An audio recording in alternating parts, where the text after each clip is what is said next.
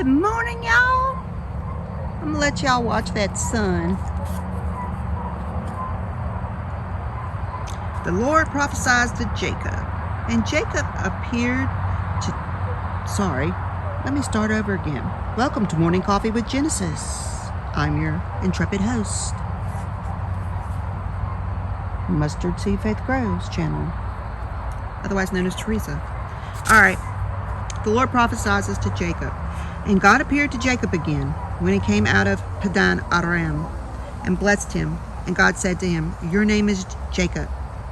Your name will not be called Jacob anymore, but your name will be Israel." And he called his name Israel. And God said to him, "I am El Shaddai, God Almighty." That means God Almighty, El Shaddai. "Be fruitful and multiply. A nation and a company of nations will be out from you, and kings will come out of your loins. And I shall give to you the land which I gave Abraham and Isaac, and I shall give the land to your seed after you." Your DNA. And God went up from him in the place where he talked with him, and Jacob set up a pillar in the place where he talked to him, a pillar of stone, and he poured a drink offering on it and oil.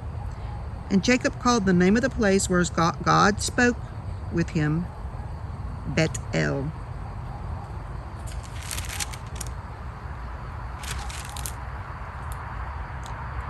And they journeyed from there,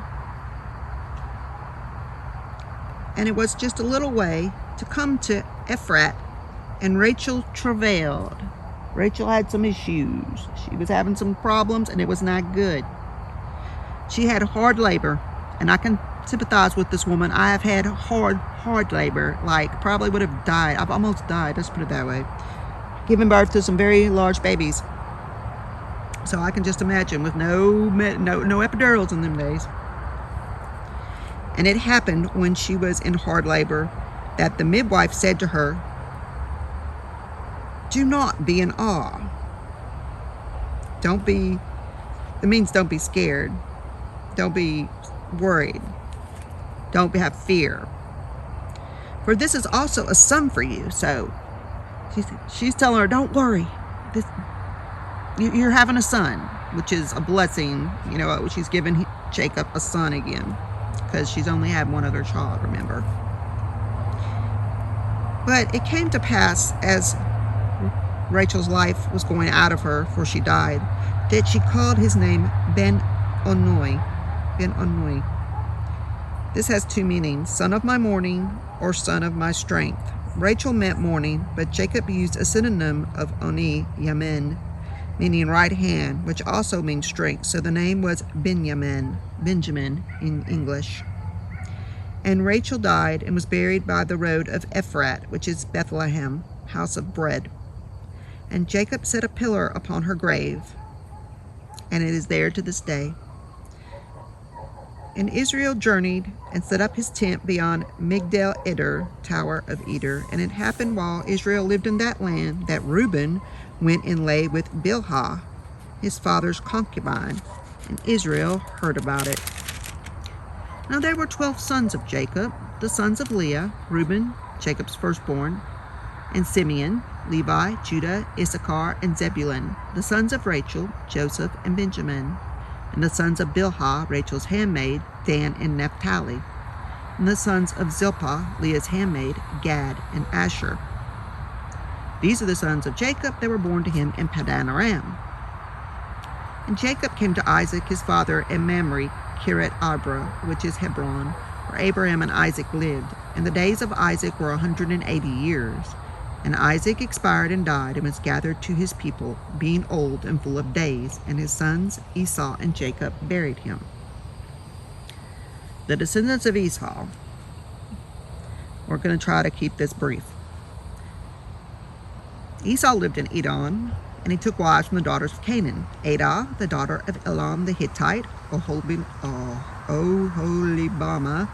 the daughter of Anna, the daughter of Zibeon the Hivite, and Basmat, Ishmael's daughter, sister of Nebajoth. And Adah born Eliphaz to Esau, and Basmat bore Reuel, and Ohoblin, Namah bore Jesu, Jalam, and Korah. These are the sons of Esau, born in Canaan. Esau took his wives, his sons and daughters, and all the people of his house, cattle and his beasts and possessions which he'd gotten in the land of Canaan, and went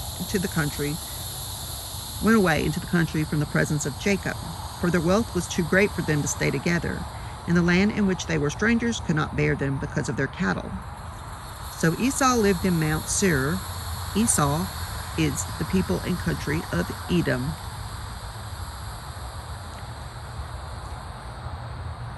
And these are the descendants of Esau, father of the Edomites in Mount Seir: Eliphaz, son of Adah. And Eliphaz's sons were Timon, Omar, Zepho, and Gatam, and Kenaz. And Timah was concubine to Eliphaz, Esau's son, and she had bore Amalek to Eliphaz. These are the sons of Adah, Esau's wife. And these are the sons of Reuel. Okay. Nahat, Zerah, Shammah, and Mizah. And Basmat's Esau's wife. Sons of Holibama. That's who Anna had. And Esau's wife also bore Esau, Jish, Jalam, and Korah. Okay, they just kind of repeat themselves on this. And these are the chiefs of the sons of Esau. So they had their own chiefs of their own tribes, because there were so many. Chief Eliphaz, Chief Taman, Chief Omar, Chief Zepho, Chief Kenaz, Chief Korah, Chief Gatman, and Chief Amalek.